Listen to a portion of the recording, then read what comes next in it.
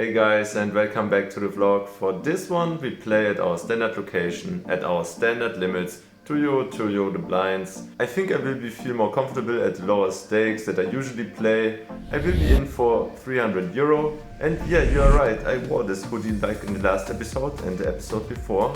That's my new favorite thing, that's my new favorite clothes, and it's matching to this hot shoes. Yeah. Anyway, wish us luck in this session. I have 2 big losing sessions in a row now and hope we get back on the winning streak. Good point that you say so, and by the way, nice haircut, bro.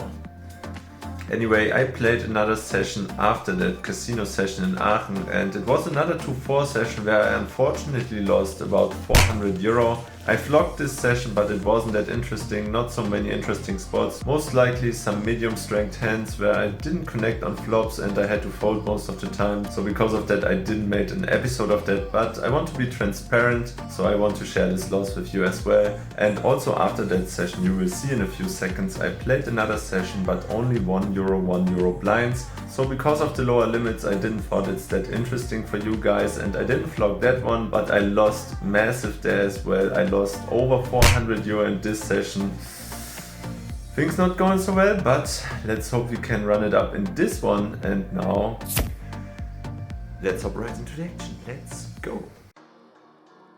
We started the session at around 8-10 PM and it took us almost half an hour before we pick up our first hand. Pocket 8s on the button. There's an under the gun straddle to 5 and the +1 makes it 25. It folds to me and I decide to call, and the under the gun straddle calls as well, so we go 3 raise to a flop and the dealer rolls over 5 3 deuce all hearts. One of my 2 cards is a heart, but it's a low one and I'm not sure if I will be good if there comes another heart on the turn. Anyway, both of them decide to check to me, and with my overpair and the heart in my hand I decide to bet for 45. Only the under the gun player makes the call and we go heads up to a turn, which is a miracle 8 of diamonds. We hit in disguised set and I'm ready to put all my money into the middle. But before that, the under the gun player checks again to me. The pot is around 165 I guess, and I only have around 210 behind, and I'm not really sure what is a good bet size here. I don't want to give my opponent a good price to draw to another heart, and on the other side, if I bet 100 or even a little more, I'm 100% pot committed even though there is another heart on the river. So maybe a slight overbet all in isn't so bad. That's the route I choose and I go all in for around 210, and my opponent grabs a chip and seems like he's calling, and I was almost ready to turn over my hand, but then I recognized he didn't. Seemed like a little angle to me, to be honest, but I try to keep my cool and let's see what he does. He thinks for about 1 minute but then decides to fold. We scoop in the first pot of the night, but spoiler alert, we go on a pretty long dry streak.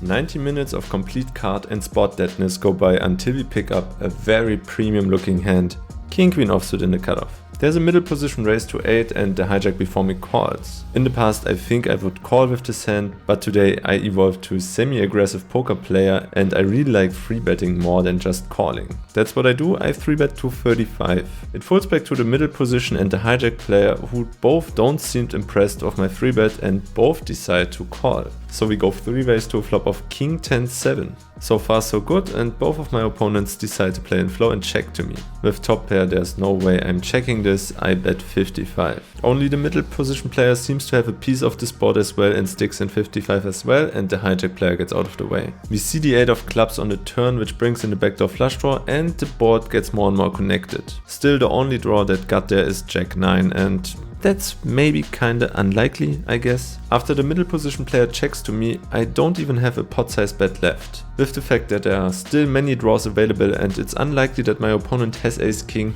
I decide to jam for 185 effective. My opponent doesn't think for too long and sticks in the call. So not feeling too great about the hand, and after my opponent asks me to run it twice, I agree and we see 2 river. The first one is a brick, the 5 of diamonds, and the second one is another brick, the 4 of hearts. I turn over my hand and my opponent shows us King Queen of clubs. So he was free rolling on us, and luckily for us we faded a club and we chopped this one up.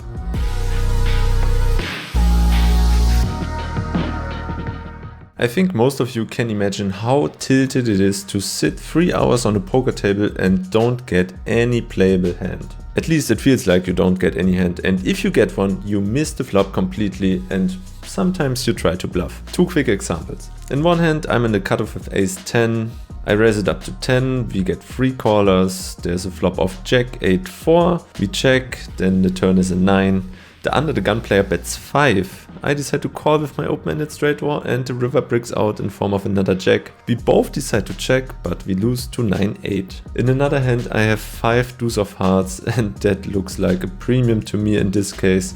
I'm not really sure if I raised or just called this hand, but we see a flop of ace king 4. So we hit the gut shot, all decide to check this flop. The turn brings a 5. I think I started to bluff at this turn and my opponent called and the river brings another king. I tried to pot size bluff, but unfortunately my opponent decided to raise, so I stick in the fold. There are some big stacks at the table and I don't want to be short, so I rebuy for 200. I'm in for 500 total now, and in the next one I want to go over. I have jack 8 of clubs in the hijack. It's already 11:30 and we are only 7-handed. There's an under the gun straddle to 5 and it folds to me and I raise to 20. We get 3 caller again. So we see a flop 4 ways of 7-6 deuce with 2 clubs. After that long dry streak, that flop feels like we already hit it the flush. 1 or 2 players decide to check and I bet 45. Only the button behind me decide to call and we are only heads up to a turn, which unfortunately improves our hand just a little bit in form of the 4 of spades. So we have a gut shot to our flush draw. It's a perfect card to continue bluffing and betting. This time I size up to 105. The button takes about 20 seconds and then fortunately for us he finds a fold and we scoop in a pot again. Feels so nice.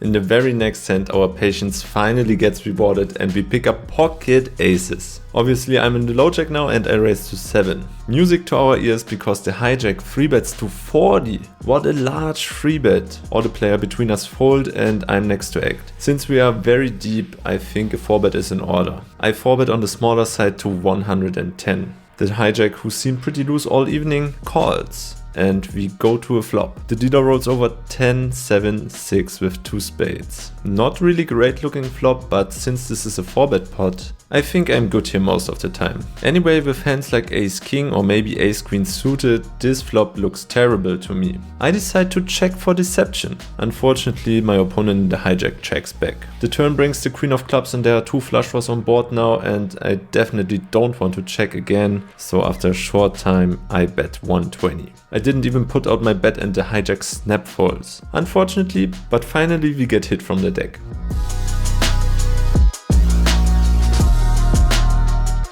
You won't believe what happened next. Only 1 orbit later, I'm in the low jack again and I have pocket aces again. Okay, keep calm. I raise to 7 again. This time the low jack unfortunately folds, but the cutoff now decides to 3-bet to 21.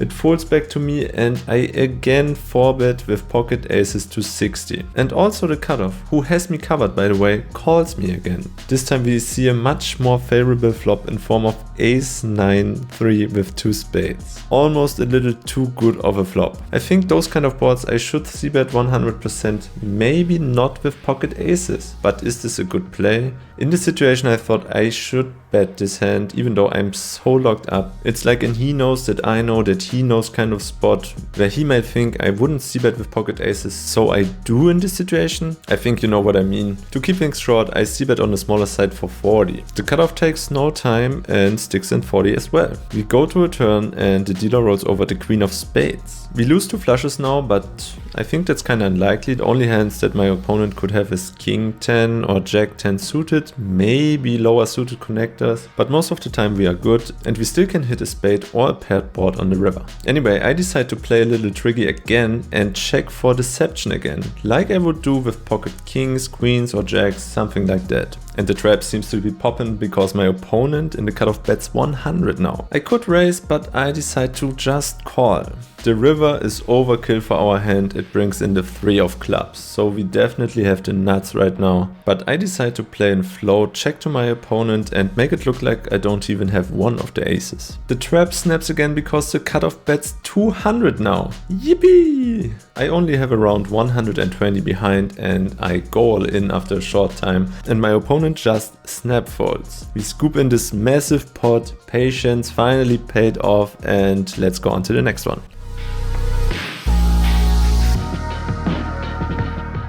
40 minutes go by and we pick up another premium ace-king in the big blind. We are only 6-handed and it falls to the small blind who wants to play this hand and he raises to 12. Alright bro, if you want to play, we play. I 3-bet to 33. He calls and we see a flop of king 9-5 with 2 diamonds. He checks, I bet 25 of course and he calls. We see the 3 of diamonds on the turn and he checks me again. I double the amount and bet 50. He calls again. We see the 8 of hearts on the river and he starts talking to me and checks. If you watch my videos from the beginning, you know speech play isn't my strength, and if people start talking to me, I lose my poker face and I think people can see right through me. I lose my cool at this point and don't go for thin value and check back to my opponent. I turn over my hand and he shows us ace 8 with the ace of diamonds. Luckily for us we win this one. We lost some value at the end, but never mind. On to the next one.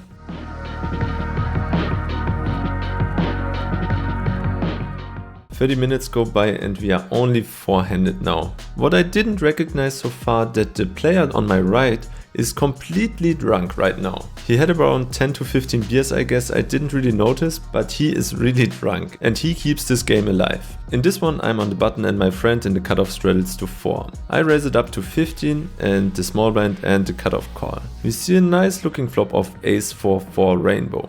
After they check, I c-bet for 15 and only the small blind, the not drunk guy, calls. We see a queen on the turn and he checks to me again. It seems like a trend in this episode that I want to under-wrap my hands, and also in this hand I check. We see a jack on the river and my opponent bets 15. Since I checked the turn, I think I can go for a small raise, maybe get a call from weaker aces, maybe hands like queen jack, or maybe just a queen. So I keep it on the smaller side and raise to 35 and my opponent insta calls. I turn over my hand and we are good. At least in this episode at this evening, it seems to be working to under-wrap hands. On to the next one.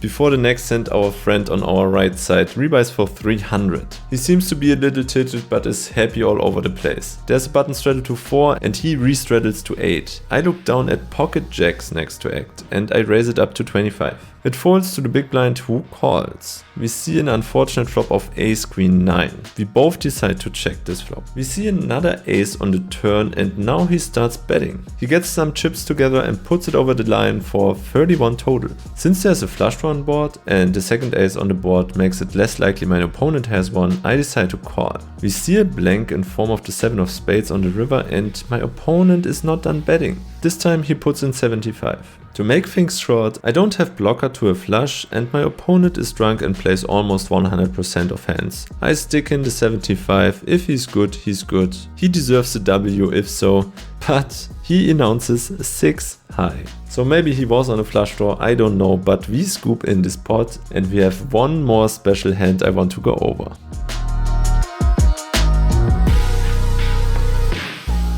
This hand is a real doozy. I'm on the button with queen 9 of clubs and my friend in the cutoff decides to straddle for 5. I make it 15 to go and it folds to him. He count out his chips and is ready to put it in the middle, but then only decides to call. The flop comes 9-6-3 with 2 diamonds. He checks to me and I bet 15. He seems to really like this flop because now he pushes all his chips in the middle for 174 total. Can I really fold top pair versus this type of guy in this situation? To be honest, I don't think so. I should never fold top pair here. But because we had a lot of fun at the table, I let destiny decide if I call or fold. I take a white and a red chip in my hand, mix it up behind my back so I don't even know in which hand is which chip. I let my opponent decide which one he wants to choose. If he finds the white chip, I will call, and if he finds the red chip, I fold. He quickly decides for my right fist and here you go, there is the white chip and I stick in the call immediately. He wants to run it once, so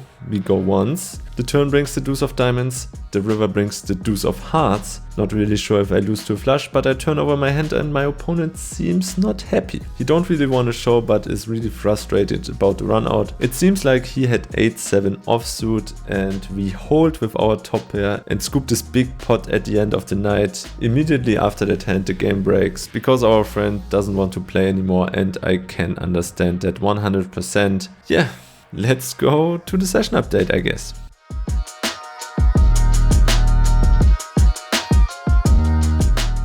Holy shit guys, the most boring session for 3 or almost 4 hours turns into the best session ever. The alcohol was flowing and some guy was really drunk at the end and he punted some money away, and I was the lucky one that had some good spots versus him, and yeah, because of that we were into the game for 500 and we are out of the game for 1160. That makes a profit of 660 euro. Pretty nice after the 2 big losing sessions. Hope we can continue like this. And at the end, if you like this video and if you like my videos in general, please leave a like under the video and subscribe to the channel. That would help me a lot. Thanks a lot guys, and see you in the next one. Goodbye.